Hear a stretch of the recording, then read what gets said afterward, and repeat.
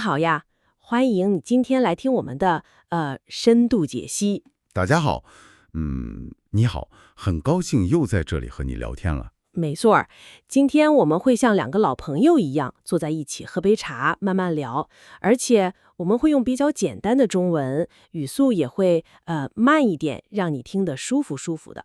对的，今天我们要带你探索一个其实非常有意思的话题，我们要聊聊中文的奇妙变化，从以前古老的那种4个字的成语，一直聊到2026年最新鲜、最有趣的互联网热梗。哇，热梗，也就是现在年轻人在网上最爱说的话，对吧？没错，就是网络流行语。不管是几千年前的古人，还是现在的年轻人，大家发明这些词，其实都是为了，更好地表达心情，找到懂自己的人。真的，语言太神奇了。你听完我们今天的深度解析，不仅能学到很多超级地道的中文，还能避开一些用错词的尴尬。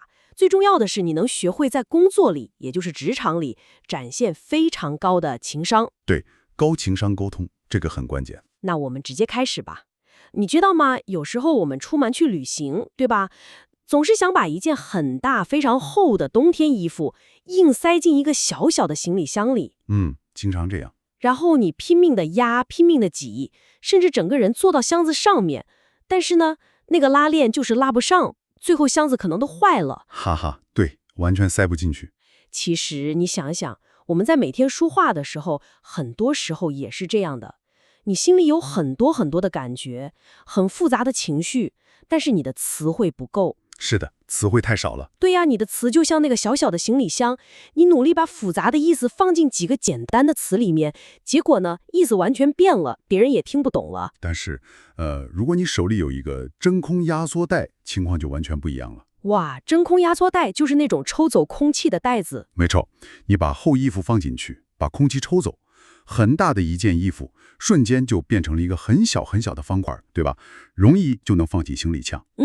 这个比喻太有画面感了。在中文里，其实就有很多这样的语言压缩袋。比如说，我们今天第一个要聊的重点就是成语。成语其实就是一种语言压缩袋。哇，成语是压缩袋，也就是4个字的短语。它就像是一杯怎么说呢？意大利浓缩咖啡，也就是 espresso。哇 ，espresso 小小的一杯，但是非常浓。没错，它只有4个字，但是威力很大。你喝下去不是你用出来，它能表达一大段话才能说清楚的意思，包括背后的历史复杂的心情嘿呀，这也是很多学中文的朋友一听到成语就害怕的原因。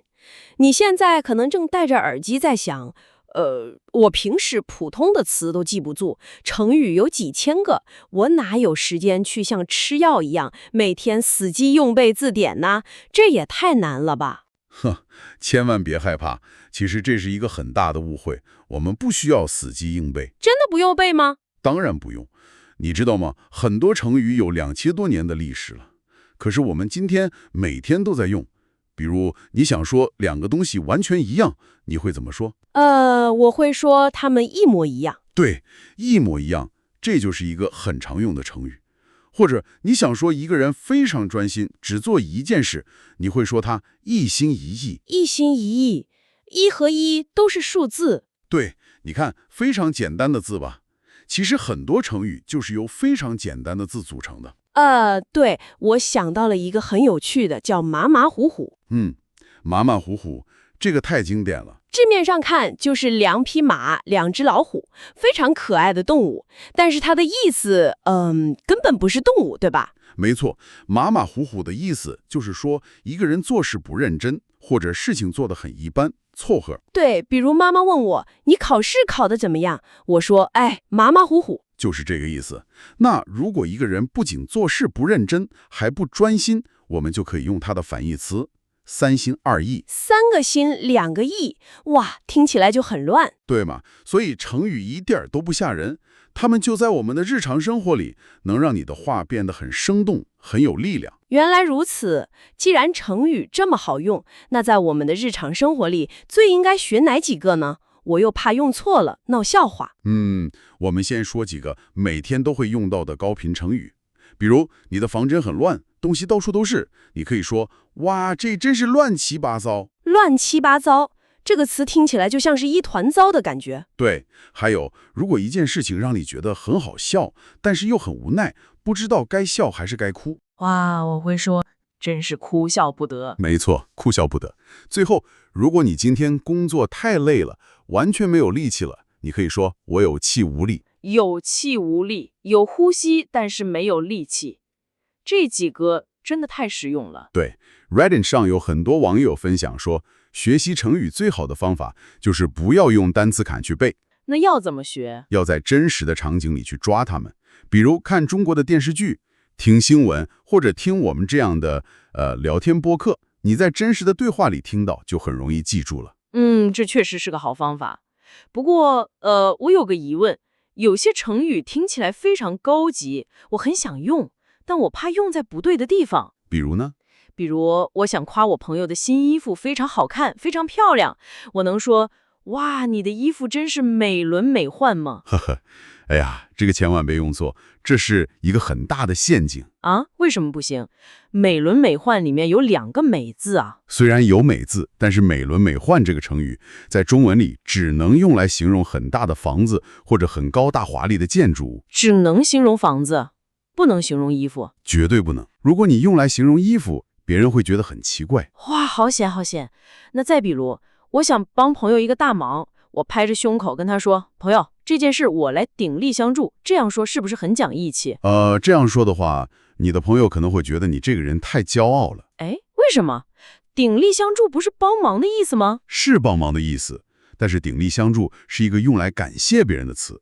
只有别人帮了你大忙，你才可以跟对方说谢谢你的鼎力相助。哦，也就是说，只能用来谢谢别人，不能用来说自己帮别人。没错，如果你用在自己身上，意思就是我帮了你这么大一个忙，我太厉害了，这样听起来就很不礼貌。哇，这真的是文化里的雷区啊，用错了真的会很尴尬。还有一点，新闻里也经常用错一个词，叫首当其冲。对，我听过，是不是第一个去做某事的意思？不是的，首当其冲的意思是灾难或者危险来的时候，第一个受到伤害或者第一个遇到危险啊，是坏事发生的时候第一个受伤，完全不是第一个去做什么好事儿。对，所以说了解这些成语真正的意思和使用的环境，比你认识多复杂的汉字更重要。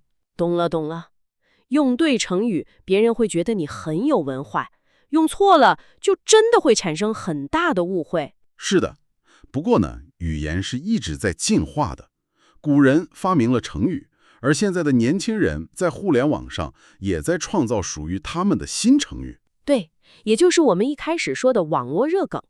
现在已经是2026年了，网上到底在流行什么好玩的词呢？以前的流行语可能就是一个简单的词，但2026年的热梗更像是一个完整的句子，或者一个特定的场景。给我们举个例子吧。比如职场生活里，也就是工作里，现在特别流行一个词儿叫班味儿。班味儿，上班的班，味道的味，这是什么意思？难道是办公室里咖啡的味道？哈哈，不是咖啡味儿。班味儿是说一个人上班以后身上散发出来的那种非常累，像机器一样没有活力的感觉。哎，这个词儿太绝了，我能想象得到。如果周一早上老板让我加班，我整个人肯定散发着浓浓的班味儿。对，就是那种很无奈的气质。还有一种情况，比如老板催你快点做工作，但是你手头已经有很多事情了，你会怎么想？我会觉得很烦乱。这时候，年轻人就会用一个梗，叫做完你的，做你的。等等，做完你的，做你的，听起来好像大脑已经死机了。没错，这句话就是形容一个人被催得太急了，多任务处理，手忙脚乱，连话都说不清楚的搞笑状态。哈哈，太真实了。那如果遇到了完全不能改变的糟糕情况呢？比如方案被老板改了10几次，这时候大家不会生气，而是会淡淡的说一句：如何呢？又能怎？如何呢？又能怎？正常的语法应该是又能如何呢？对吧？对，把正常的句子打乱。这就是一种无奈的、认命的，但是又带着一点点幽默的态度。哇，我觉得这些词儿真的说中了我们在生活里的真实感觉。是的，大家用这些词来开玩笑，互相寻找安慰。这其实和古代人用成语来表达心情，是一样的道理。那下班以后呢？下了班洗了个澡，是不是班味儿就洗掉了？对，洗掉班味儿之后，年轻人追求的是另外一种状态，叫活人感。活人感，活着的人的感觉。就是一种很真实、不假装、很放松的生活状态，不是那种每天只知道工作的人。哇，我太喜欢活人感了。下班后我要喝杯奶茶，看看电影，找回我的活人感。对，而且活人感也表现在社交上，比如过年回家，亲戚总是问你一些你不想回答的问题。哎呀，这个太烦了。比如问我，你工资多少啊？怎么还不结婚呢？这种时候我真的不知道怎么回答。如果在以前，你可能会生气或者随便找个理由，但在2026年，大家会用一个非常抽象的梗来回答。什么梗？快教教我。当亲戚问你很烦的问题时，你看着他，微笑地说：“不知道，我的身材很曼妙。”哈哈哈哈！不知道我的身材很曼妙，这完全没有逻辑啊，答非所问。没错，要的就是没有逻辑。别人问你结婚的事儿，你说你的身材很好，这样对方就完全接不下去了，尴尬的就变成他了。哇，这一招真的太聪明了，用一句好笑又完全不搭边的话来拒绝别人的追问。对，用一种很温和但是很奇怪的方式保护了自己的界限，这其实也是一种高情商的表现。说到高情商，我觉得不管是刚才说的那些成语，还是现在这些好笑的网络热梗，大家其实都是为了更好的和别人沟通。是的，特别是在职场这种很复杂的地方，高情商的说话方式太重要了。可是很多人觉得高情商就是去讨好别人，让别人高兴，甚至要很卑微。绝对不是，讨好别人根本不是高情商。真正的高情商是懂得观察别人的情绪，也就是察言观色，然后把很尴尬的局面变成很温馨的局面。把尴尬变温馨。那具体要怎么做呢？有什么秘诀吗2个小秘诀。第一，说话之前让你的嘴巴稍微等一下，不要跑在理智的前面，也就是情绪延迟1秒钟。就是不要立刻生气，等1秒再说。那第二呢？第二，叫做有原则的温柔。有原则的温柔，这怎么理解？就是说，你要拒绝别人的时候，不要只说不，你要给出一个其他的方法。比如同事找你帮忙，你真的很忙，我可以说我没空，对吧？如果这样说，关系可能就弄僵了。高情商的说法是，这周我实在太忙了，但是下周我可以抽出半个小时帮你理清一下思路，你看行吗？哇，这样听起来舒服多了。我虽然拒绝了你今天找我，但我还是愿意在下周帮你。这确实是温柔又有原则。没错，这就是高情商。哎，刚好我这里有一个非常棘手的问题，我想考考你。好啊，你说。这是一个非常可怕的职场陷阱。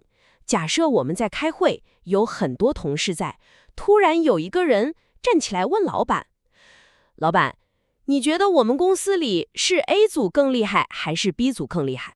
哎呀，这问题真的是一个大黑洞。